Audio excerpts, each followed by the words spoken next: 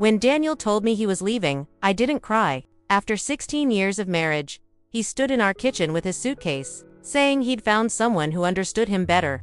Her name was Lena, his new assistant. I just nodded, poured him coffee, and wished him luck. He looked confused when I smiled. Maybe he expected screaming, maybe tears. But I had something he didn't: patience. 6 months later, Lena called me. Her voice was trembling. "Emma, please, I need your help. Daniel, he's not who you think he is." That was the moment I knew the story wasn't over, and Daniel was about to learn what happens when you underestimate the woman who built your entire life. Piece by piece. I met Daniel when I was 22, young, hopeful, and convinced that love could fix anything. He was already established, charming, confident, and 10 years older than me. He said I grounded him. I believed him. Together, we built everything: a home, a small business, and a reputation as the perfect couple. But perfection hides cracks. When he started hiring new staff for his architecture firm, I thought it was a good sign. Business was booming. Then came Lena. She was young, efficient, full of energy, everything I used to be when Daniel first met me. I didn't think much of it at first. Daniel often worked late, but that wasn't new. Until one evening, when his phone buzzed on the counter. A message lit up the screen. "I miss you already, can't wait for tomorrow." My hands went cold. I didn't open it. I didn't need to. That night, he came home humming. I smiled, served dinner, and listened to him talk about how busy he was. Inside, I was already planning. I didn't want a scene. I wanted silence. Because silence makes people nervous, especially the guilty. 2 weeks later, he confessed. "Emma," he said, "I'm moving out. Lena and we're serious. I don't want to hurt you, but I need to be honest." I nodded. Of course. Honesty is important. He blinked, waiting for a reaction. There was none. I simply stood, walked to the cabinet, and pulled out a folder. "You'll need to sign these," I said softly. He frowned. "What is this?" "Your exit plan," I replied. "The house, the firm shares, the investments, everything you wanted me to handle all these years. I've already organized it."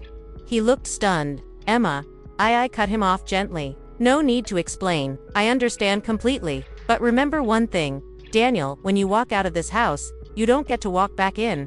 He left with a mix of guilt and relief. I watched him go, not with pain, but with quiet satisfaction. I wasn't planning revenge. I was just done. For months, I rebuilt my life. I reopened my art studio, started selling paintings again. Friends told me I was glowing. Maybe I was, because peace looks good on people who've been through storms.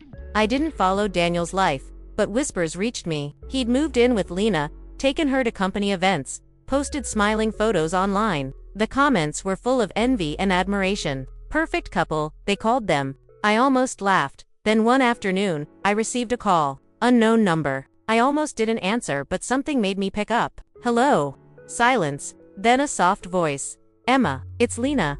My stomach turned. "Lena." She sounded desperate. "Please don't hang up. I need to talk. Please." I met her 2 days later in a quiet cafe downtown. She looked nothing like the confident woman Daniel once flaunted. Pale, nervous, eyes rimmed with sleepless nights. "Thank you for meeting me," she whispered. I folded my hands. "What do you want, Lena?" Tears filled her eyes. "He's not who I thought he was. He controls everything. My money, my phone, even my work. I can't leave. I don't know what to do." I listened quietly. Every word she spoke sounded like an echo of my past. For years, Daniel had managed our finances, made decisions for both of us. I used to think it was love. Turns out, it was control. "Why call me?" I finally asked. "Because you knew him first," she said softly. "And because he still keeps a box with your name on it." My heart skipped. "A box?" She nodded. "Documents. Things about the company. He said if I ever crossed him, he'd destroy me like he did you." I smiled for the first time in months. "Oh, Lena," I said gently. "He never destroyed me. He just freed me." She blinked, confused. I leaned forward. "Listen carefully. You're going to pack your things tonight. Don't tell him. I'll handle the rest." That night, I went to my lawyer, the same man who helped me set up Daniel's company years ago. We drafted an anonymous report.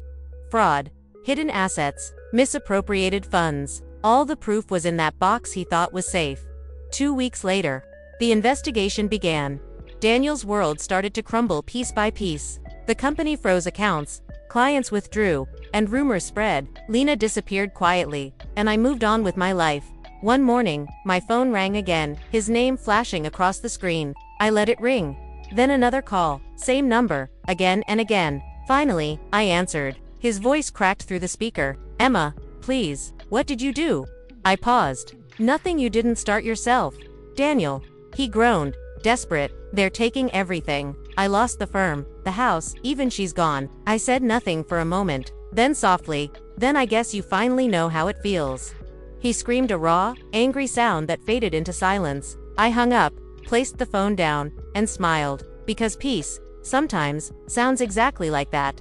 If you've ever been betrayed, remember, silence is the most powerful answer. Emma didn't destroy Daniel with rage. She destroyed him with grace. Because karma doesn't need noise, it just needs patience. In life, people will always show you who they truly are. When they do, don't beg them to stay. Just step aside and let the story write itself. And sometimes, the person who replaced you ends up calling for your help. What would you have done in Emma's place? Would you forgive, or let karma speak? Tell me in the comments. I read every story. And if you love strong, emotional storytelling, make sure to like, share, and subscribe. More true-to-life stories are coming soon.